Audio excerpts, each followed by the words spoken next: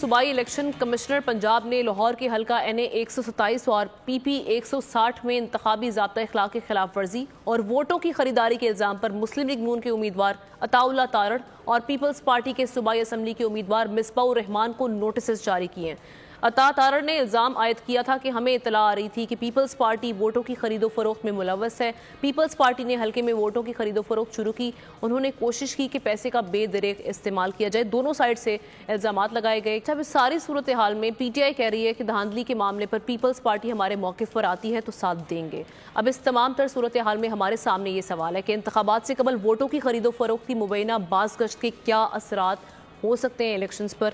ये सवाल लेकर मैं लगारी साहब की जाने बढ़ूंगी। लगारी साहब, अच्छा, ये हैरत अंगेज़ बात है कि ये जो इलेक्शन हो रहे हैं इसमें वोटों की खरीदो फरोख्त की बात हो रही है। वोटों की खरीदो फरोख्त तो हमेशा होती रही है, कोई नई बात थोड़ी है।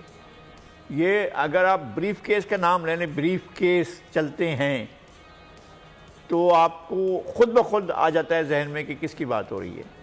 वली खान ने कहा था कि जिसकी जेब में 200 करोड़ हैं वो जाए असम्बली ख़रीदे और हुकूमत बनाए।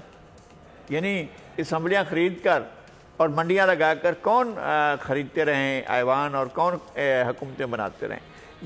ये पूरी एक हिस्ट्री है, एक अलग सी। हम नहीं चाहते हैं कि हम किसी को उसमें नाम लें और किसी को इन्वॉल्व करें, लेकिन हमारी सियासत ऐसी हो चुकी है। और ठीक कहा है लतीफ़ खोसा साहब ने कि भाई अगर ये सिलसिला चलता है तो फिर हम जाएंगे उसकी तरफ, पीपल्स पार्टी की तरफ। अगर यही मौक़िफ़ ले रहे हैं वो, तो हम उनके साथ जाते हैं। तो अगर ये सूरत हाल रहती है कि वोटों को अब या किसी को भी शिकस्त नज़र आए और वो ख़रीदो फरोख्त शुरू कर दे। अच्छा, ये पीपल्स पार्टी के बारे में इस एक हल्के में कहा जा रहा है कि जनाब यहाँ पर जो है वो पैसा चल रहा है। अच्छा, बाकी पार्टियाँ और कहाँ पर पैसा चला रही हैं? ये खुद पीपल्स पार्टी और कहाँ चला रही है? किसी और कोई बात आई है? देखें, ये इंतखाबात को, इलेक्शन को, वोटों को इस धंधे में कारोबार के तौर पर इस्तेमाल करने का पाकिस्तान में जो भी कारोबार किया है, ये सबको मालूम है कि किसने ये कारोबार किया है और सब जानते हैं कि ये कारोबार कौन करते रहे हैं। मेरा ख्याल है कि नाम लेने की भी ज़रूरत नहीं, चीज़ों को सबको मालूम है और नज़रिया की बुनियाद पर वोट डालते हैं। कोई पार्टियां ऐसी हैं कि जो जिनका वोट बैंक जो है वो नजरिए की बुनियाद पर होता है जी। कहीं पैसा चलता है तो बिल्कुल चलता है।